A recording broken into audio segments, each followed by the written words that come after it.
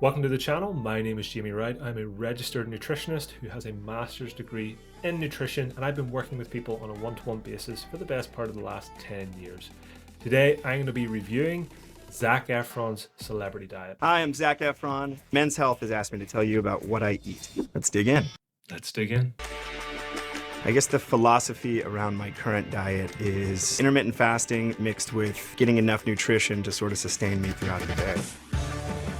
I started intermittent fasting just after I stopped being vegan. My body wasn't processing the vegetables in the right way. So I decided to stop it and try something new. Intermittent fasting has been really helpful with that. So the first really important point to touch on is looking at this transition from Zac's more plant-based approach to his intermittent fasting approach. And the reason for that is not to say that one is necessarily better than the other, but is to look at it through the lens of context. So looking at Zac, trying to assume what his goals would be, it would be, well, I want to retain as much lean muscle mass as possible because I'm famous for my lean, muscular, athletic physique. And also thinking about, well, he probably has a really demanding work schedule too. So what problems might arise with a plant-based approach? Well, firstly, with all that lean muscle mass, you're going to need to be taking in more energy and more protein to sustain that. So a plant-based diet, to pack in that energy, you're going to have an awful lot of food because plant-based foods tend to be more voluminous in nature, i.e. they're more energy efficient. You can have a lot more food for a lot less calories, relatively speaking. And the protein sources tend to be more difficult to digest on average. Okay, so doesn't necessarily marry up well for what Zac's goals are. So that shift to an intermittent fasting approach makes sense, broadens out his horizons from a food perspective. He can have a lot more different sort of protein sources, many of which are going to be easier to digest. And it's going to be easier for him to actually get in more food and to provide his digestive system with a bit of relief too, because a vegan diet, a plant-based diet can be really taxing on the digestive system, especially if you're maybe trying to lean bulk or retain an awful lot of lean muscle mass. So that is why, in my opinion, he's likely made that change. For most roles, you change something. But I think probably the one role that I had to change the most for was probably Baywatch. In that movie, I adopted a really, really specific eating regimen. Clean fish or meat with sweet potatoes, like that. And I just did that the entire film. So that was the most extreme I had ever gone. I think I was in ketosis that entire film. You can kind of tell that Zac was pretty depleted in Baywatch. He had this like incredibly lean physique. It was kind of similar to maybe the look Hugh Jackman had in The Wolverine not too long ago. But you could also tell that he was, pretty flat as well. His muscles didn't have that same kind of like pop that you would associate whenever someone's also having carbohydrates. So chances are he maybe was in ketosis for an awful lot of that time. I don't think he would have been in it for the whole time, especially if he was eating sweet potato regularly. But interesting to see what these actors will suffer through to really get that sort of jaw-dropping physique on the day. So sometimes when you're on set, I give myself permission now to sort of let up and eat what I need to eat. If I'm craving something, I'll just have it. It's not the time or the place to put pressure on yourself unless you really need to be shirtless that entire film. What am I talking about? Which tends to be the case for me sometimes. It's obvious that Zac is pretty well renowned for his ripped physique, but I'm glad to hear that he actually has a bit more of a balanced approach to nutrition now and is a bit more flexible with it because, again, that is sort of celebrating a much healthier relationship with food, which I think we should champion because you don't necessarily have to suffer to achieve your goals.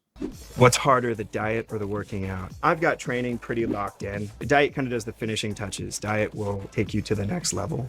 And if you're doing it right, you can train better. I don't know, it's sort of like the chicken and the egg. I think most people would agree that the diet is more challenging. You look at it, you spend 1 hour a day, maybe 2 hours a day max training. The other 23, the other 22, that's all down to your diet. That's all down to proper rest, recovery, sleep, etc. So chances are you're going to spend a lot more time thinking about the diet, a lot more time actually doing things related to your diet. So I would argue it is the harder of the two. Favorite carbohydrate to eat? I feel good when I have bananas and when I have sweet potatoes. I think I get the most bang for my buck out of those ones. Also plantains, for some reason. Those give me good, like, clean energy. Yeah, all three of those are really great carbohydrate sources and they're jam-packed full of vitamins and minerals, so you can't really complain. But me and you, we will fall out if your answer is not potato or bagel. Favorite protein?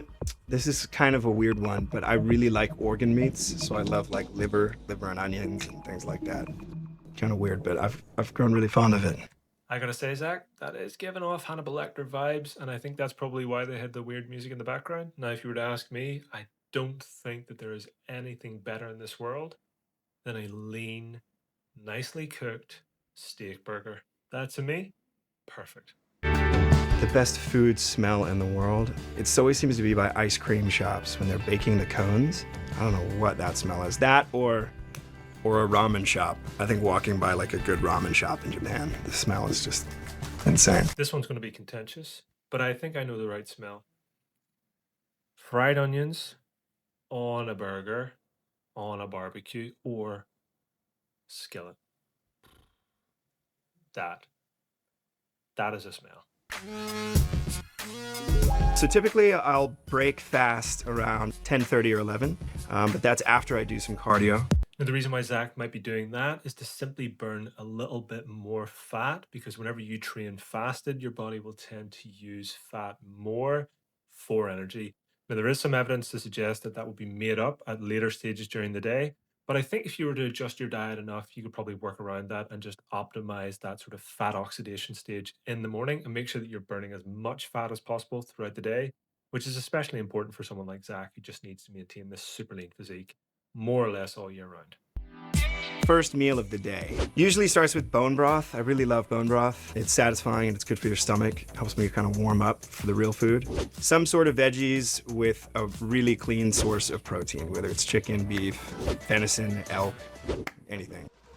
Then yeah, I usually have my highest carbohydrate meal sort of in the evening. That's usually another really good source of meat and healthy carbohydrate, like sweet potatoes or quinoa. Yeah, I think this is exactly what I was expecting. His diet is really minimally processed. He has a lot of high quality protein sources in there, a lot of really good quality carbs too, and even things like bone broth added in, which is jam packed full of vitamins and minerals. So, excellent diet all around. I actually think he probably eats a little bit more than what he's reporting here just to maintain that really lean physique and that muscle mass. But overall, this is about as good as it's going to get diet wise. So kudos to Zach. I think this is a pretty fantastic example. Yeah, on cheat days, I love to eat massive amounts of pancakes. So if I'm doing pancake day, it's a lot of pancakes. I'll go through a whole box of Kodiak cakes. If I'm gonna have a cheat meal, I still want it to be at least semi-good for you. Hopefully you found that interesting and helpful, but be sure to subscribe to the page for more common sense nutrition, and I'll continue to tackle all things nutrition wise on this page, and be sure to check out our other social media accounts in the description below.